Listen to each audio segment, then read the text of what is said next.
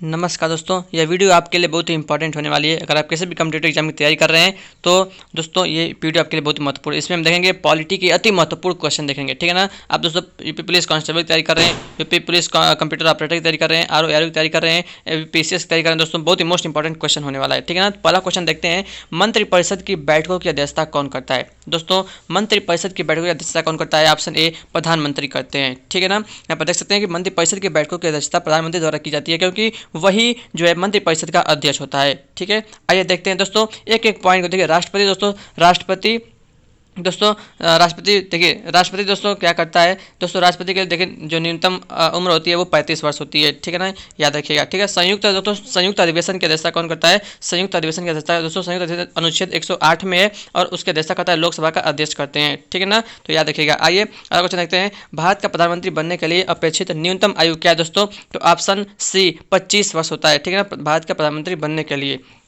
आइए पढ़ लेते हैं, भारत का प्रधानमंत्री बनने के लिए उसका संसद के किसी सदन का सदस्य होना न होने की स्थिति में 6 माह के भीतर होना, ठीक है, आवश्यक है। लोकसभा की सदस्यता के लिए न्यूनतम आयु 25 वर्ष और राज्यसभा की सदस्यता के लिए जो न्यूनतम आयु 30 वर्ष है, ठीक है। अतः भारत का प्रधानमंत्री बनने के लिए अपेक्षित न्यूनतम आयु जो है 25 वर्ष है, याद रखिएगा दोस्तों, ठीक है। अगला क्वेश्चन देखते हैं, योजना आयोग का अध्यक्ष कौन होता है दोस्तों? तो योजना आयोग का अध्यक्ष होता है ऑप्शन बी प्रधानमंत्री ही होता है, ठीक है ना दोस्तों। अब योजना आयोग का नाम बदलकर दोस्तों नीति आयोग कर दिया गया है, ठीक है ना। 1 जनवरी 2015 से जो है ये नीति आयोग हो चुका है, ठीक है ना, याद रखिएगा, बहुत ही मोस्ट इंपॉर्टेंट क्वेश्चन है। यहाँ पर देख सकते हैं दोस्तों, देखिए योजना आयोग एक संवैधानिक संस्था है जिसका गठन, याद रखिएगा, मोस्ट इंपॉर्टेंट है, 15 मार्च 1950 को 15 मार्च 1950 को एक कार्यपालिकीय आदेश द्वारा किया गया, ठीक है दोस्तों। तो प्रधानमंत्री योजना आयोग का पदेन अध्यक्ष होता है, ठीक है ना। 1 जनवरी 2015 को भारत सरकार ने योजना आयोग के स्थान पर नीति आयोग के निर्माण की घोषणा की। इस आयोग का अध्यक्ष भी प्रधानमंत्री ही होता है, ठीक है ना। तो याद रखिएगा,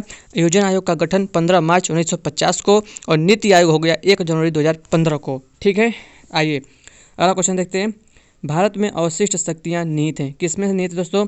ऑप्शन ए केंद्रीय सरकार में निहित है अवशिष्ट शक्तियाँ, ठीक है। आइए देखते हैं, यहाँ पर देख सकते हैं, पढ़िए पूरा।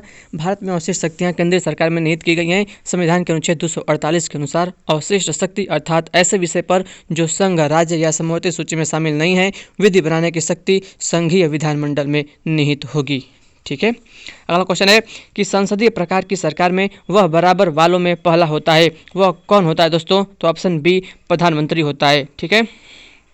देखिए पढ़ लेते हैं, संसदीय सरकार में प्रधानमंत्री बराबर वालों में पहला होता है। हालांकि प्रधानमंत्री का चयन बहुमत दल वाले सांसद करते हैं, किंतु मंत्रिपरिषद का चयन वह स्वयं करता है। कैबिनेट में सहयोगी मंत्रियों के परामर्श पर प्रधानमंत्री ही निर्णय लेता है, इसलिए लॉर्ड मोर्ले ने प्रधानमंत्री को समकक्षों में प्रथम कहा है, ठीक है। अगला क्वेश्चन है, किसने प्रधानमंत्री को समकक्षों में प्रथम कहा है? तो ऑप्शन ए दोस्तों मोर्ले, ठीक है ना, मोर्ले भी कह सकते हैं।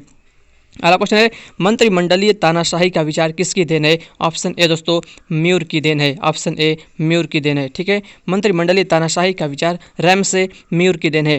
म्यूर का मानना है कि अपने दल के बहुमत के कारण सरकार सब कुछ करने की अवस्था में आ जाती है। अगला क्वेश्चन है मोस्ट इंपॉर्टेंट, किसने मंत्रिमंडलीय पद्धति को राज्य रूपी जहाज का स्टीयरिंग व्हील कहा है? मोस्ट इंपॉर्टेंट है, ऑप्शन बी दोस्तों म्यूर ने ही कहा है, म्यूर ने, ठीक है ना। नेक्स्ट क्वेश्चन देखते हैं, यहाँ पर देख सकते हैं, ठीक है। अगला क्वेश्चन बढ़ते हैं, इंपॉर्टेंट क्वेश्चन देखते हैं, ठीक है दोस्तों।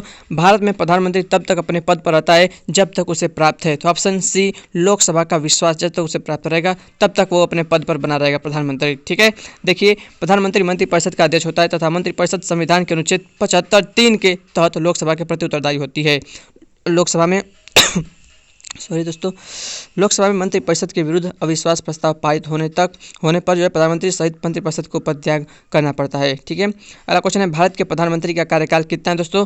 तो जब तक उसे लोकसभा के बहुमत का समर्थन प्राप्त है, ठीक है ना, यानी दोस्तों 5 साल भी रहेगा तो 5 साल, यानी कि ये वाला बहुत ही बढ़िया आंसर है, सी वाला, ठीक है, जब तक उसे लोकसभा में बहुमत का जो है समर्थन प्राप्त है, ठीक है। देखिए डी में 5 वर्ष भी दिया, लेकिन उसको नहीं लगाएंगे, ऑप्शन सी लगाएंगे, ठीक है ना।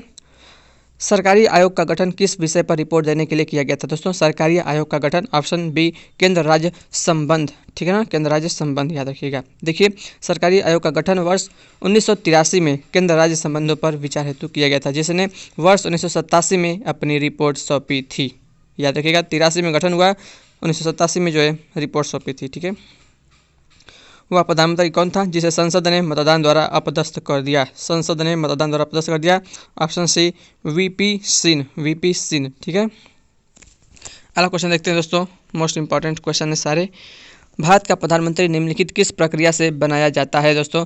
तो भारत के प्रधानमंत्री का देखिए निर्वाचन नहीं होता है, नियुक्ति होती है। क्या होती है? नियुक्ति, मनोनयन, चयन। तो ऑप्शन बी नियुक्ति होती है, भारत के प्रधानमंत्री की नियुक्ति होती है। ठीक है, देख सकते हैं यहाँ पर संविधान के अनुच्छेद 75(1) के तहत प्रधानमंत्री की नियुक्ति राष्ट्रपति द्वारा की जाती है तथा अन्य मंत्रियों को राष्ट्रपति प्रधानमंत्री की सलाह पर नियुक्त करता है। यह राष्ट्रपति के विवेकाधीन है कि वह किसे प्रधानमंत्री नियुक्त करे, परंतु लोकसभा में उसे बहुमत प्राप्त करना और संसद के किसी सदस्य का जो सदन का सदस्य न होने की स्थिति में 6 माह के भीतर सदस्य बनना आवश्यक है, अन्यथा उसे पद छोड़ना पड़ेगा। ठीक है, भारत के प्रथम उप प्रधानमंत्री कौन थे दोस्तों? भारत के प्रथम उप प्रधानमंत्री थे सरदार वल्लभ भाई पटेल, सरदार वल्लभ भाई पटेल। देख सकते हैं भारत के प्रथम उप प्रधानमंत्री जो है सरदार वल्लभ भाई पटेल थे। वे इस पद पर 15 अगस्त 1947 से 15 दिसंबर 1950 तक रहे। याद रखिएगा दोस्तों, पहले उप प्रधानमंत्री हैं, लेकिन दोस्तों उप प्रधानमंत्री का उल्लेख कहीं भी संविधान में नहीं किया गया है। ठीक है ना, केवल मतलब ये थे, ठीक है ना, लेकिन उल्लेख नहीं कहीं है। तो याद रखिएगा 15 अगस्त 1947 से, ठीक है, जब भारत आज़ाद हुआ था 15 अगस्त 1947 से जो है 15 दिसंबर 1950 तक रहे थे। ठीक है ना, कौन? सरदार वल्लभ भाई पटेल। ध्यातव्य हो कि भारतीय संविधान में उप प्रधानमंत्री की व्याख्या व्यवस्था नहीं की गई है। ठीक है ना, मैंने बताया था आपको। ठीक है, याद रखिएगा दोस्तों। अगला क्वेश्चन है, निम्नलिखित में से कौन सा कर संविधान द्वारा केवल और केवल पूर्णतः जो है केंद्र सरकार को सौंपा गया है दोस्तों? ऑप्शन डी निगम कर, ऑप्शन डी निगम कर। ठीक है, केवल केंद्र सरकार को सौंपा गया है। किसी उच्च न्यायालय के न्यायाधीश की पेंशन प्रभावित की जाती है दोस्तों? राज्य के लोक लेखा को, भारत की संचित निधि को, भारत के लोक लेखा को, या फिर राज्य की संचित निधि को? तो किसी उच्च न्यायालय के न्यायाधीश की पेंशन प्रभावित की जाती है दोस्तों, तो आएगा राज्य। तो कौन सा ऑप्शन देखिए? बी वाला, मतलब उच्च न्यायालय के ऑप्शन बी भारत की संचित निधि को। ठीक है ना, पेंशन प्रभावित की जाती है भारत की संचित निधि को। ठीक है, अगला क्वेश्चन देखते हैं। देखिए पढ़ते हैं डिटेल में। संविधान के अनुच्छेद 112(3) के अनुसार निम्नलिखित व्यय भारत की संचित निधि पर भारित व्यय है। देखिए कौन कौन से हैं? राष्ट्रपति के वेतन भत्ते एवं उसके पद से संबंधित अन्य व्यय, राज्यसभा और लोकसभा के अध्यक्षों और उपाध्यक्षों के वेतन भत्ते, ऐसे ऋण भार जिनका दायित्व भारत सरकार पर है, उच्चतम न्यायालय के न्यायाधीशों के वेतन भत्ते पेंशन, फेडरल न्यायालय के न्यायाधीशों की पेंशन, उच्च न्यायालय के न्यायाधीशों की पेंशन, नियंत्रक महालेखा परीक्षक के वेतन भत्ते और पेंशन, किसी न्यायालय या मध्यस्थाधिकरण के निर्णय की तुष्टि हेतु अपेक्षित राशियां तथा अन्य कोई व्यय जो संसद द्वारा विधि द्वारा इस प्रकार भारित घोषित किया जाए। ठीक है ना, तो स्पष्टतः पंचवर्षीय योजनाओं पर व्यय इसमें सम्मिलित नहीं है। ठीक है फ्रेंड्स, अगला क्वेश्चन देखते हैं। राष्ट्रीय विकास परिषद में कौन शामिल होते हैं? केंद्रीय मंत्रिपरिषद के सभी सदस्य, सभी राज्यों के मुख्यमंत्री, सभी राज्यों के केंद्र के मंत्रिमंडल सदस्य, या संसदीय प्राक्कलन समिति के सदस्य? तो राष्ट्रीय विकास परिषद में कौन शामिल होते हैं? ऑप्शन भी दोस्तों सभी राज्यों के मुख्यमंत्री शामिल होते हैं राष्ट्रीय विकास परिषद में। ठीक है, देखिए राष्ट्रीय विकास परिषद का गठन वर्ष 1952 में किया गया था। इसके अध्यक्ष प्रधानमंत्री होते हैं तथा योजना आयोग के सदस्य और सभी राज्यों के मुख्यमंत्री इसके सदस्य होते हैं। ठीक है फ्रेंड्स, अगला क्वेश्चन देखते हैं। राष्ट्रीय एकता परिषद NIC का अध्यक्ष कौन है? कौन होता है? ऑप्शन ए दोस्तों प्रधानमंत्री राष्ट्रीय एकता परिषद के जो अध्यक्ष होते हैं। ठीक है, देखिए राष्ट्रीय एकता परिषद का गठन सितंबर अक्टूबर 1961 में तत्कालीन प्रधानमंत्री जवाहरलाल नेहरू द्वारा जातिवाद, सांप्रदायिकता और क्षेत्रवाद जैसी समस्याओं से निपटने हेतु किया गया था।